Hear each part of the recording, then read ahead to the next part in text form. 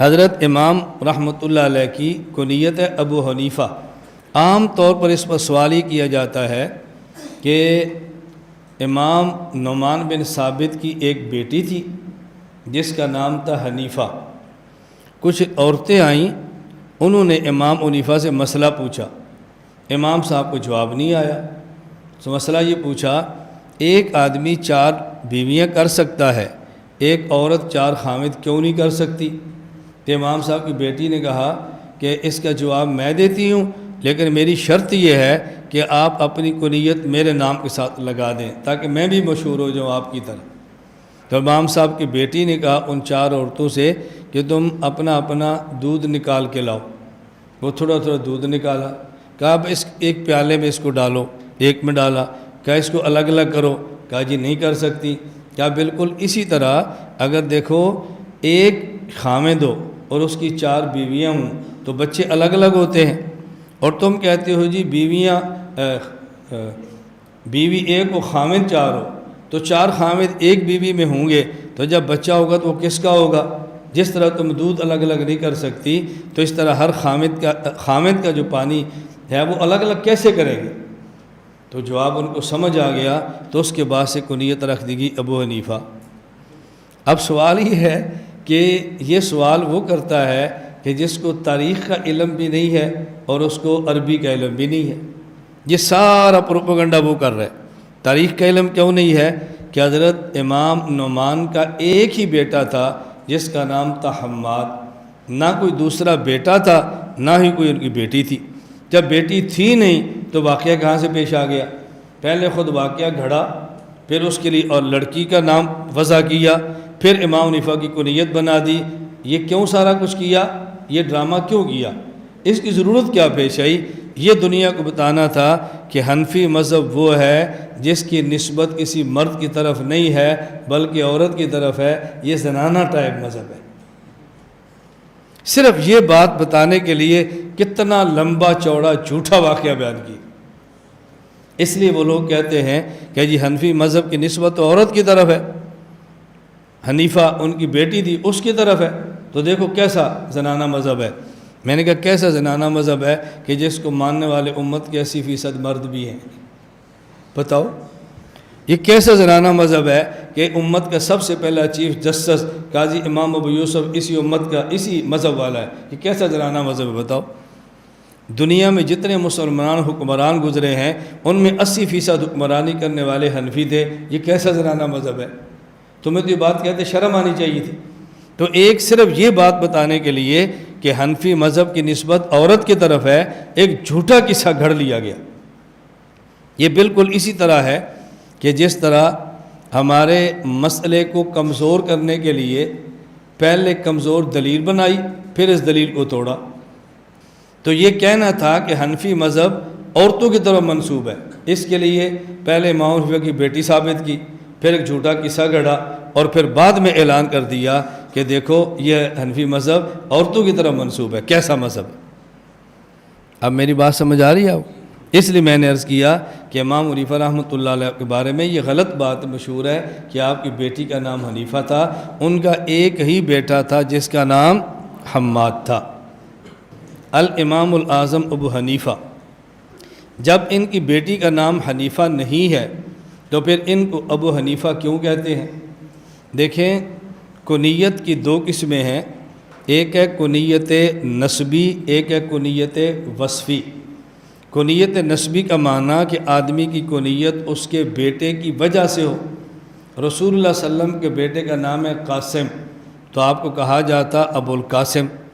اور ایک ہے کنیت وصفی کہ آدمی کا بیٹا یا بیٹی اس کی وجہ سے کنیت نہ ہو بلکہ آدمی کے اندر خاص قسم کا ایک وصف ہو، اس کی وجہ سے اس کی کنیت پڑ جائے، جیسے ابو بکر۔ اب ان کے بیٹے کا نام بکر نہیں ہے لیکن آپ کہتے ہیں ان کو ابو بکر ہیں۔ رسول اللہ صلی اللہ علیہ وسلم کے بیٹے کا نام ہے قاسم، کہتے ہیں ابو القاسم، یہ کنیت نسبی ہے۔ صدیق کے بیٹے کا نام بکر نہیں ہے لیکن کہتے ہیں ابو بکر، بیٹا تو عبد الرحمن ہے، کہتے ہیں ابو بکر، یہ کنیت نسبی نہیں ہے، یہ کنیت وصفی ہے۔ حضرت علی رضی اللہ عنہ بیٹے کا نام ہے حسن اور کہتے ہیں ابو تراب، تراب کہتے ہیں مٹی کو، یہ کنیت نسبی نہیں ہے، کنیت وصفی ہے۔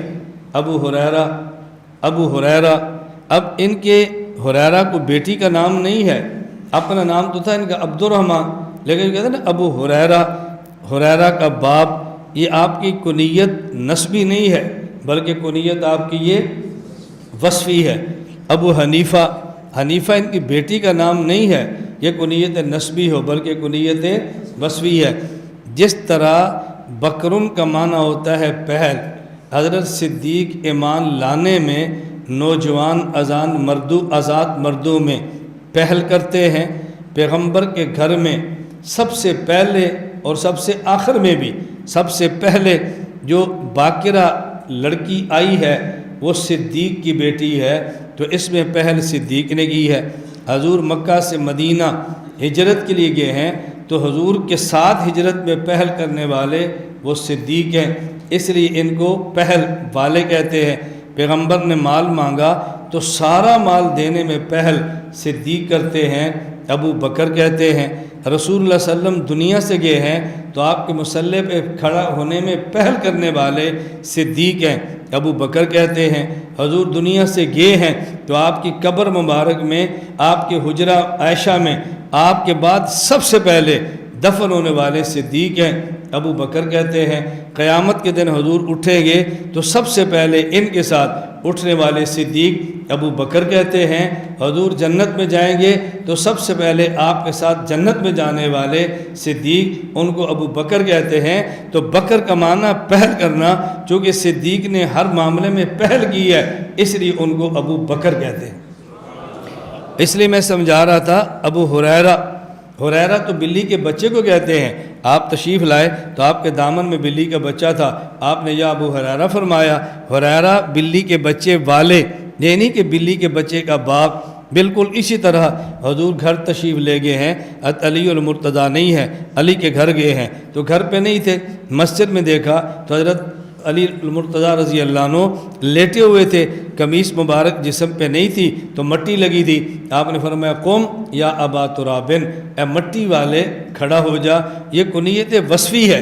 بالکل اسی طرح ابو حنیفہ جو کہتے ہیں، حنیفہ کہتے ہیں ملت حنیفہ، شریعت حنیفہ، ایسی شریعت کہ جس میں باطل کا شبہ بھی نہ ہو۔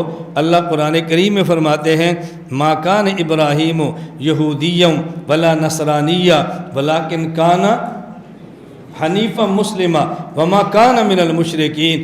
یہودی کہتے ہمارے ہیں، عیسائی کہتے ہمارے ہیں، مشرک کہتے ہمارے ہیں۔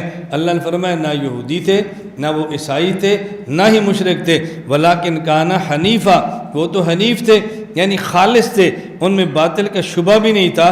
تو شریعت حنیفہ، ایسی شریعت کہ جس میں باطل کا شبہ بھی نہ ہو۔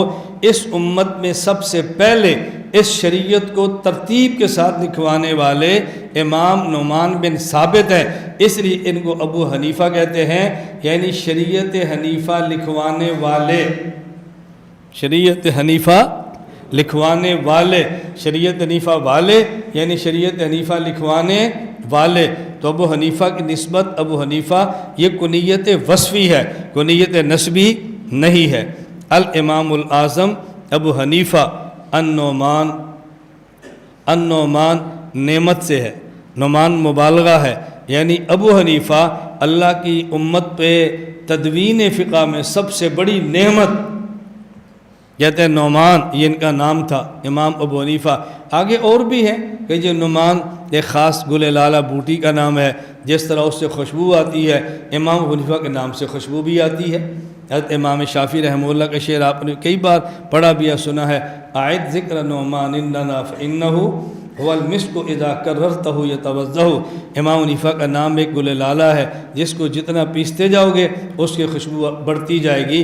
اسی طرح ابو حنیفہ کا نام جتنی بار لوگے اس سے خوشبو بھی اتنی زیادہ آئے گی، لیکن خوشبو اس کو آئے گی جس کا ناک ٹھیک ہو اور نزلے کا مریض نہ ہو۔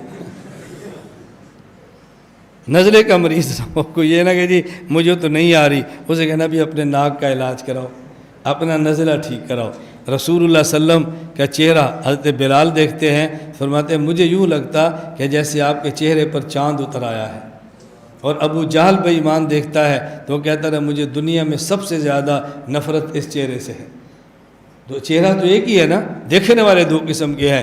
امام صاحب گل لالا اس سے خوشبو آتی ہے، لیکن جب سونگھنے والے کو نزلہ نہ ہو، سونگھنے والے کا دماغ ٹھیک ہو، نزلے کا تعلق دماغ کے ساتھ ہوتا ہے، اس لیے اللہ میں بات سمجھنے کی توفیق عطا فرمائے۔